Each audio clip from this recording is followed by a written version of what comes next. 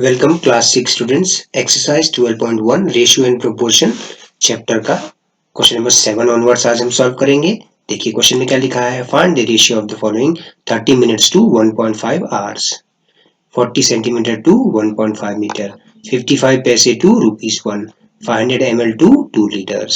तो याद रखिए बच्चों, जब भी हम दो क्वांटिटीज का रेशियो फाइंड करते हैं तो हमेशा क्या होगा, इन दोनों की यूनिट्स सेम रखनी चाहिए। तो यू कैन सी कि आर को हम मिनट में चेंज कर लेते हैं। 1 आवर इज इक्वल टू होता है 60 मिनट्स, ठीक है ना। तो 1.5 आवर्स को हम लिख सकते हैं 1.5 इंटू 60 कर देंगे, 60 से मल्टीप्लाई कर देंगे तो ये आ गया 90 मिनट्स। अब आप ratio of 30 minutes to 1.5 hour को आप क्या लिख सकते हैं, 30 मिनट्स रेशियो का साइन आ गया 90 मिनट्स, तो 30/90, तो आप देख सकते हैं 3:1 आ जाएगा। तो इस तरह से करना है। जैसे आप 40 सेंटीमीटर का 1.5 मीटर से अगर आपको रेशियो फाइंड करना है तो 1.5 मीटर को हम सेंटीमीटर में कन्वर्ट कर लेते हैं, तो 1 मीटर में होता है 100 सेंटीमीटर बच्चों। तो 1.5 मीटर में हो जाएगा 1.5 इंटू 100 यानी कि 150 सेंटीमीटर हो जाएगा, ठीक है ना। Now ratio of 40 centimetre to 1.5 metre क्या हो जाएगा, 40 सेंटीमीटर रेशियो 150 सेंटीमीटर यानी कि 40/150, ठीक है। तो 0 से 0 कैंसिल हुआ तो ये आ गया 4/15 यानी कि 4:15। तो हमेशा याद रखिए, whenever you are finding the ratio of any two quantities, the units should remain the same. The units should be same when we find ratio of quantities. Okay, तो रेशियो ऑफ क्वांटिटीज हमने क्या रखनी है, same रखनी है आपको, ठीक है। तो देखिए 55 पैसा टू ₹1, तो 1 रुपी में होते हैं 100 पैसे, तो हमने लिख दिया रेशियो ऑफ 55 पैसे टू ₹1 विल बी 55 पैसा रेशियो 100 पैसे, तो 55/100, तो 5 से 11 टाइम्स, 5 से 20 टाइम्स, तो 11:20 आ गया, ओके।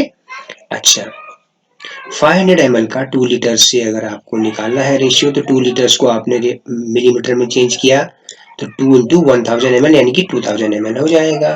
तो 500 ml रेशियो 2000 ml हो गया, ये 500/2000 दैट इज 1:4 हो गया बच्चों, ठीक है ना। अच्छा, आप फिर से देख लीजिए एक बार बच्चों, देखिए क्या है, निम्न में से प्रत्येक का अनुपात ज्ञात करना है।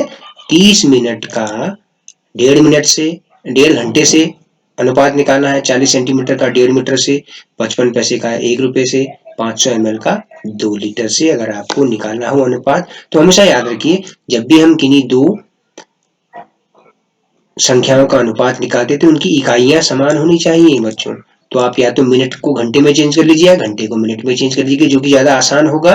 1.5 घंटे का मतलब हुआ, देखिए 1 घंटे में 60 मिनट, तो 1.5 घंटे में 1.5 1.5 इंटू 60, 60 का गुणा कर देंगे तो 90 मिनट आ गया। तो इसलिए 30 मिनट का 1.5 घंटे से अनुपात क्या हो जाएगा, 30 मिनट अनुपात 90 मिनट, 30/90 यानी कि 1:3 आ गया, है ना। इनको सरल कर लिया, 3 है ना, 30 से ऊपर नीचे कट जाता है ना। अब जैसे 40 सेंटीमीटर का 1.5 मीटर से अनुपात निकालना है बच्चों, है ना, तो 1.5 मीटर को आप सेंटीमीटर में बदलेंगे तो 100 से गुणा कर देंगे तो ये सेंटीमीटर में हो जाएगा, तो यानी कि 150 सेंटीमीटर हो गया, 150 सेंटीमीटर हो गया। तो 40 सेंटीमीटर का 1.5 मीटर से अनुपात का मतलब हुआ 40 सेंटीमीटर का 150 सेंटीमीटर से अनुपात, ठीक है। 40 सेंटीमीटर अनुपात 150 सेंटीमीटर यानी कि 40/150, शून्य से शून्य कटा, अंश तथा हर में दोनों संख्याएं शून्य में अंत हो रही हैं, तो 4:15 आया। 55 पैसे का 1 रुपए से अनुपात का अर्थ हुआ 55 पैसे का 100 पैसे से अनुपात, ठीक है ना। आपको जो इकाइयां हैं, इकाइयां समान बनानी होंगी बच्चों, तो 11:20 आ गया। अब जैसे 500 मिलीलीटर का 2 लीटर से अनुपात निकालना हो तो आप 2 लीटर को बदल लीजिए मिलीलीटर में, 1 मिलीलीटर, 1 लीटर में 1000 मिलीलीटर होता है, तो 2 लीटर में 2000 मिलीलीटर हो जाएगा, तो अनुपात आ जाएगा 500/200 ml, तो 500/200 1:4, ठीक है। याद रखिए, ये बहुत ही इंपॉर्टेंट सी बात है कि इकाइयां समान होनी चाहिए। जब भी हम किन्हीं दो संख्याओं का अनुपात या किन्हीं दो राशियों का अनुपात निकालते हैं तो क्या होना चाहिए, इकाइयां सदा हमने क्या करना है, समान इकाई बना लेनी है ना। इकाई का रूपांतरण आपको पता ही होगा। क्वेश्चन नंबर 8 देखते हैं। In year Seema earns ₹1,50,000 and saves ₹50,000. Find the ratio of money that Seema earns to money she saves. तो रेशियो, अच्छा दूसरा क्या है, money that she saves to, कितना सेव करती है और कितना खर्च करती है उनके बीच का रेशियो, और कितना कमाती है और कितना सेव करती है, कितना अर्न करती है कितना सेव करती है, वो रेशियो निकालना। तो हम निकाल लेते हैं भाई, 1,50,000 जो है अर्न किया, 50,000 सेव किया, तो इसका मतलब क्या हुआ, 1,00,000 माइनस 50,000 करा तो क्या हो जाएगा, मनी स्पेंट मिल जाएगा, यानी कि 1,00,000 रुपए खर्च किए हैं। अब आप ये पार्ट करिए, ratio of money earned to money saved. तो money earned 1,50,000 divided by money save 50,000। तो ये 4 जीरोस कैंसिल हुए, 5 1 जा 5 एंड 5 3 जा 15, तो 3/1 यानी कि 3/1 आ गया। यानी कि जितना वो बचाती है, वो जितना वो कमाती, जितना वो अर्न करती है, वो 3 टाइम्स है जितना वो बचाती है उसका। ठीक है। अब जैसे दूसरा पार्ट है money, ratio of money that she saves to she spends, ratio of money saved to money spend. तो money saved 50,000 upon money spent हमने फाइंड कर लिया 1,00,000, तो 1/2 यानी कि 1/2, 1:2, ये रेशियो आपका आ जाएगा। ठीक है ना। ठीक है बच्चों, क्या है, एक बार फिर से देखें इसको कि एक वर्ष में सीमा 1.5 लाख रुपए कमाती है, 1,50,000 कमाती है और 50,000 रुपए बचत करती है। तो खर्च कितना करती होगी, आप पता कर सकते हैं कितना व्यय किया होगा इसने, जितना वो कमाया और जितना उसने बचाया, है ना। तो कमाया 1,50,000, उसमें से घटा दीजिए जितना बचाया 50,000, यानी कि 1,00,000 रुपए जो है व्यय किया है उसने। कुल कमाई 1.5 लाख, कुल बचत 50,000, तो व्यय कितना हो जाएगा, कुल कमाई में से कुल बचत घटा देंगे तो इतना व्यय किया। कितना खर्च किया, 1,00,000 रुपए। अब पूछा है सीमा द्वारा किए गए व्यय और उसकी बचत का अनुपात। सीमा द्वारा किया गया व्यय और बचत का अनुपात, जो व्यय 1,50,000 है ना, क्या पूछा है, व्यय और उसकी बचत का अनुपात। ठीक है, प्रश्न में असल में यहाँ पर जो है, प्रश्न में यहाँ व्यय नहीं है बच्चों, यहाँ पर इसको ठीक कर लीजिए, कुल कमाई है असल में। ठीक है, कुल कमाई और उसकी बचत का अनुपात ज्ञात करना है बच्चों। ठीक है, ठीक है, यहाँ थोड़ा सा, यहाँ पर भी कमाई है बच्चों। ठीक है, कुल कितना कमाया और बचत, उनके बीच का अनुपात ज्ञात करना है। कुल कमाई और उसकी बचत का अनुपात, कमाई 1.5 लाख बट्टे 50,000 यानी कि 3:1। फिर दूसरा पूछा गया है कि सीमा द्वारा की गई बचत और व्यय का अनुपात, बचत 50,000, व्यय 1.5 लाख, तो 1:2 आ गया।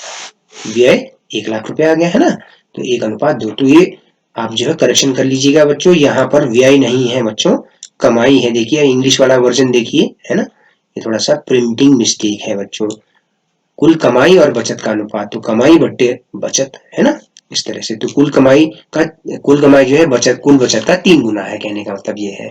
ठीक है ना, ये अर्थ है। और कुल बचत कुल व्यय का आधा है ना। अच्छा, क्वेश्चन नंबर 9 हम देखते हैं। क्वेश्चन नंबर 9 क्या है बच्चों, there are 102 teachers in school of 3,300 students, find the ratio of number of teachers to the number of students. तो ratio of number of teachers to number of students, तो number of teachers 102 divide by number of students. अब आप देखिए cancel करें इसको। ठीक है, तो अगर आप इसको कैंसिल करेंगे तो 102 जो है 102 17 की टेबल में आता है ना। 6 से ऊपर नीचे कैंसिल करिए, है ना, 6 से न्यूमरेटर और डिनोमिनेटर कैंसिल करिए, 17 6 102 और 6 से 550 टाइम्स, तो 17/550 आ गया। ठीक है ना। शिक्षकों की संख्या का विद्यार्थियों की संख्या से अनुपात, शिक्षकों की संख्या बट्टे विद्यार्थियों की संख्या, तो 17:550 आ गया। ठीक है ना, इस तरह से करना है बच्चों आपको। अब हम चलते हैं अगले क्वेश्चन की ओर। अगला क्वेश्चन है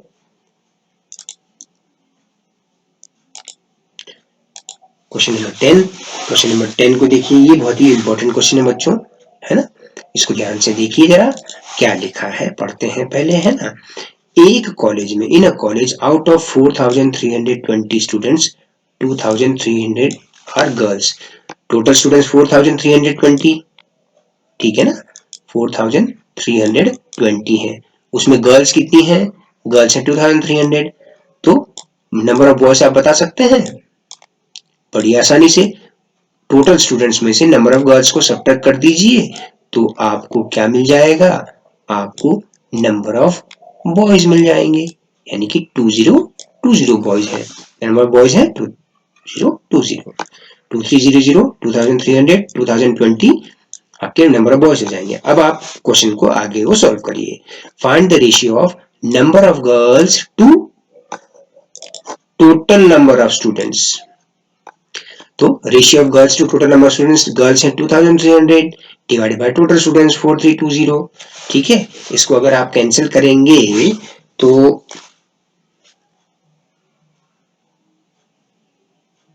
आ जाएगा आपके पास, देखिए कैसे कैंसिल करेंगे आप, देखिए यहाँ पे ये 0 से 0 कैंसिल हुआ है ना।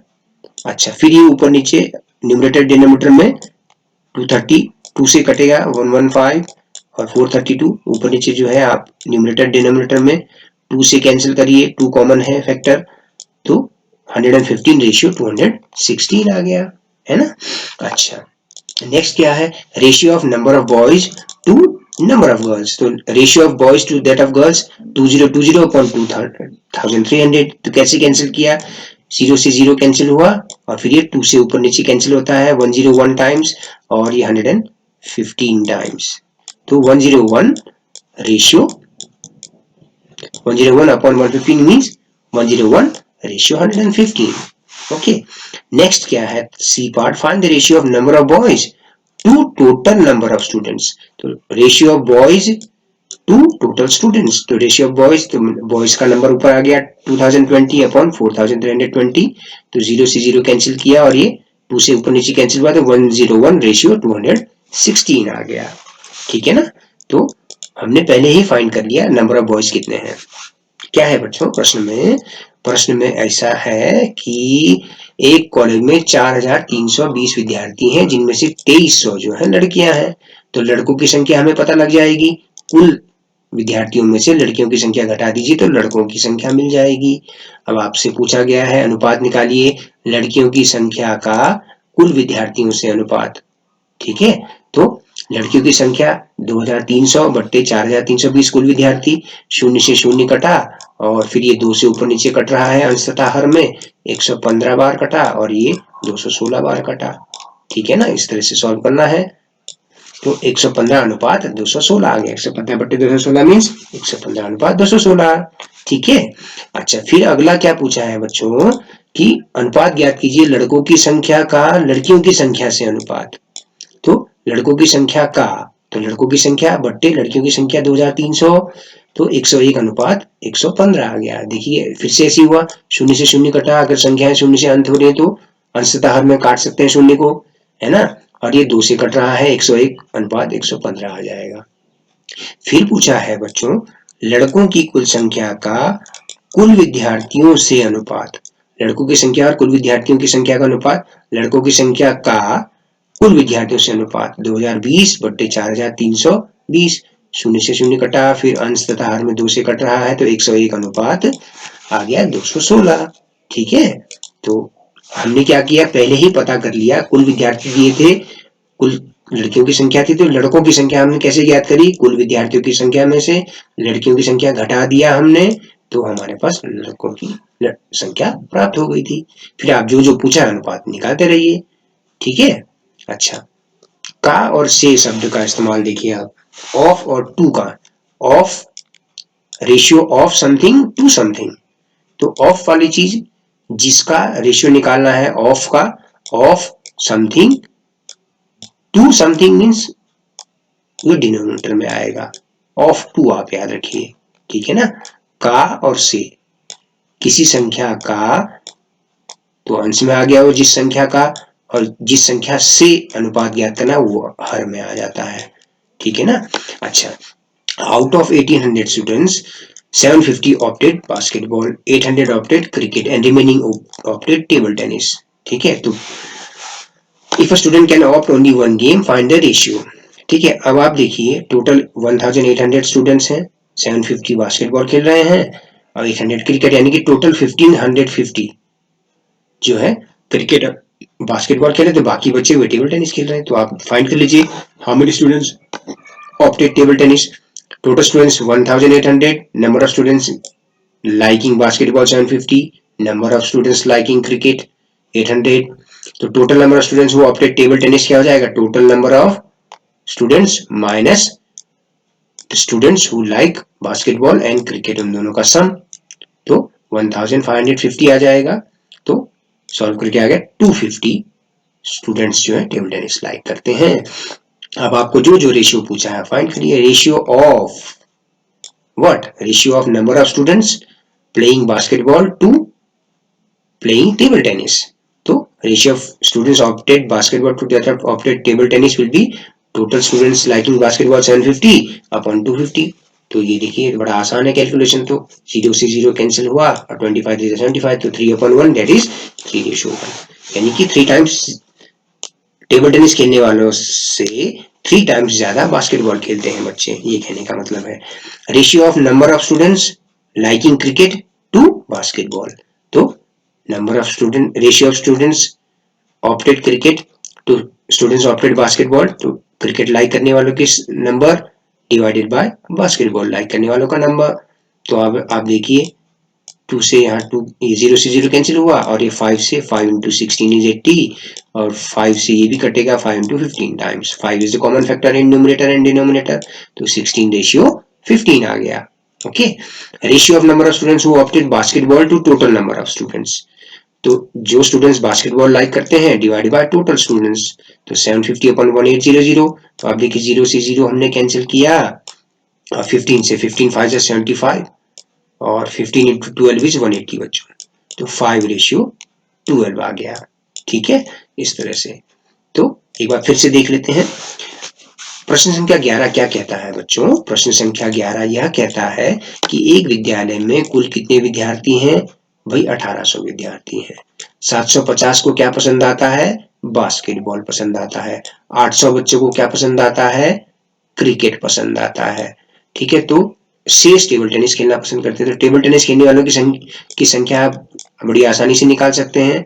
ठीक है, कुल विद्यार्थियों में से क्रिकेट और बास्केटबॉल के खिलाड़ी हैं 1550, तो बास्केटबॉल और क्रिकेट पसंद करने वाले कुल हैं 1550, कुल विद्यार्थियों की संख्या से घटा दीजिए, तो 10 में से 5 गया 5, यहाँ से एक हासिल चला गया था तो यहाँ बचा 7, तो 250। तो टेबल टेनिस पसंद करने वाले विद्यार्थी हैं 250। कुल विद्यार्थियों में से क्रिकेट और बास्केटबॉल खेलने वालों की संख्या को घटा दीजिए, है ना। तो अब आप जो पूछा है वो करिए, अनुपात ज्ञात कीजिए किसका, बास्केटबॉल खेलने वालों का टेबल टेनिस खेलने वालों से। तो बास्केटबॉल खेलने वालों और टेबल टेनिस का अनुपात 750/250 यानी कि 3:1। क्रिकेट खेलने वाले और बास्केटबॉल खेलने वालों का अनुपात, क्रिकेट खेलने वालों की संख्या 800 बट्टे बास्केटबॉल खेलने वालों की संख्या 750, 0 से 0 कटा अंश तथा हर में, फिर 5 से 16 बार गया 80, फिर नीचे भी उभयनिष्ठ होता है 5 गुणनखंड, तो 5 से 15 बार चला जाता है, तो 16:15 आ गया।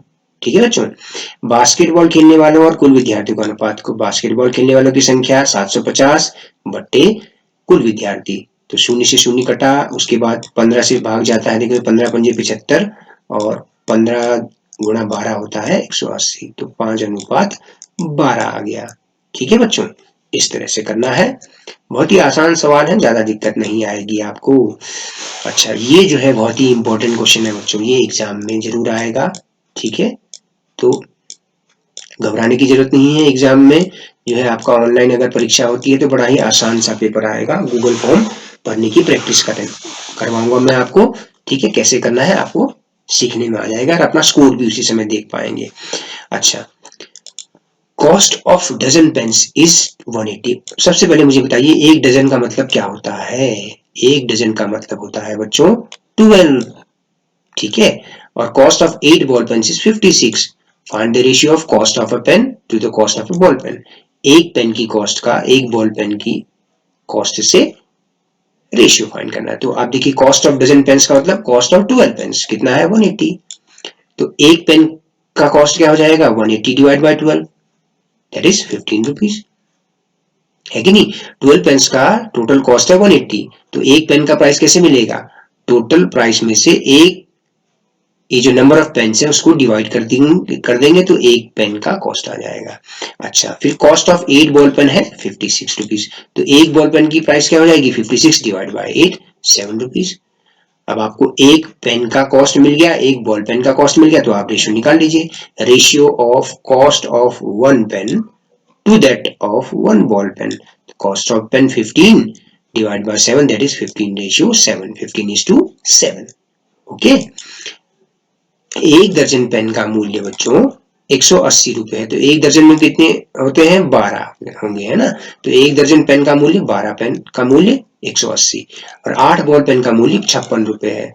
तो एक पेन के मूल्य का बॉल पेन के मूल्य से अनुपात ज्ञात कीजिए। तो अगर 12 पेनों का कुल मूल्य 180 रुपए है तो एक पेन का मूल्य क्या हो जाएगा, कुल 180 में पेनों की संख्या का भाग देंगे तो एक पेन का मूल्य आ जाएगा।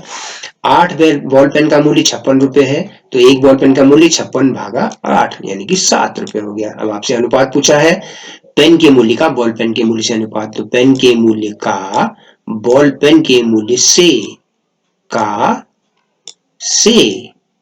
तो पेन का मूल्य 15/7 यानी कि 15:7 हो गया। ठीक है बच्चों, इस तरह से करना है। क्वेश्चन नंबर 13, क्वेश्चन नंबर 13 देखें बच्चों। क्वेश्चन नंबर 13 को देखिए, कंसिडर द स्टेटमेंट, इस स्टेटमेंट को ध्यान से देखिए, ratio of breadth and length of ball is, actually ये बॉल नहीं है यहाँ हॉल है, ठीक है बच्चों, कंफ्यूज नहीं हुई है, ये हॉल है। एक हॉल का ब्रेड्थ और लेंथ का रेशियो है 2:5, 2:5। Complete the following table that shows some possible breadths and lengths of the hall. If breadth is 10 तो लेंथ इज 25। देखिए इनका रेशियो 2:5 है ना। अब देखिए यहाँ इनका रेशियो निकालेंगे तो 5 2 जा 10, 5 5 जा 25, तो 2:5। अच्छा, तो यहाँ पर भी ये इक्विवेलेंट फ्रैक्शंस आएंगे। हर बार रेशियो क्या होना चाहिए, हर बार रेशियो क्या होना चाहिए 2:5 होना चाहिए। तो इक्विवेलेंट रेशियो की बात हो रही है। अच्छा, 25 2 जा 50, तो यहाँ पर आना चाहिए 20। अगर मैं 2 का मल्टीप्लाई करूं न्यूमरेटर और डिनोमिनेटर में तो 20/50, फिर देखिए 2:5 ही तो रहा।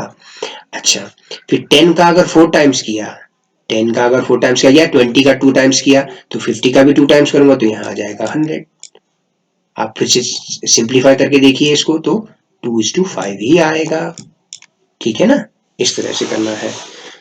10/25 का मतलब हुआ 2:5, ठीक है ना। इसका मतलब हुआ देखिए 5 2 जा 10, 5 5 जा 25, तो 2/5, 2:5, 2/5 इंटू 10, ऊपर नीचे 10 का मल्टीप्लाई किया तो 20/50 बन जाएगा 2/5 में, है ना। या आप ऐसी कर लीजिए, टेबल को तो सीधा भी भर सकते हैं ना, 25 2 जा 50, तो 10 2 जा भी करना पड़ेगा, न्यूमरेटर में भी वही मल्टीप्लाई करना होगा। ठीक है ना। कथन को देखिए बच्चों, प्रश्न में जो कथन है वो कहता है कि एक हॉल की लंबाई, माफ कीजिए चौड़ाई, एक हॉल की चौड़ाई और लंबाई का अनुपात 2:5 है। लंबाई अनुपात चौड़ाई अनुपात लंबाई है 2:5। निम्न सारणी को पूरा कीजिए। तो 2:5 का मतलब हुआ 2/5। तुल्य अनुपात ज्ञात कर लीजिए, है ना। अगर जो है हर में 50 है तो अंश में भी, ठीक है, तो 2/5 में 5 में क्या गुणा करेंगे 50 बन जाए 10 का, तो 10 का गुणा ऊपर भी करेंगे तो यहाँ हो जाएगा 20/50, तो ये आपका इस रिक्त स्थान पे आ जाएगा 20। ठीक है। अच्छा, 2/5 में ऊपर अंश तथा हर में 20 का गुणा करें तो 40/100, हमें 40 चाहिए, 40 कैसे आएगा 2/5 में 2 गुणा 20, तो इसलिए 5 में भी 20 का गुणा किया तो 40/100, तो यहाँ पर आ जाएगा 100। याद रखिए प्रत्येक स्थिति में इनका अनुपात, प्रत्येक स्थिति में इनका अनुपात जो है आपका 2:5 ही आ रहा है बच्चों। ठीक है, 2:5 ही आएगा। देखिए तुल्य अनुपात है ना ये, है कि नहीं, तुल्य भिन्न या तुल्य अनुपात बात एक ही है ना।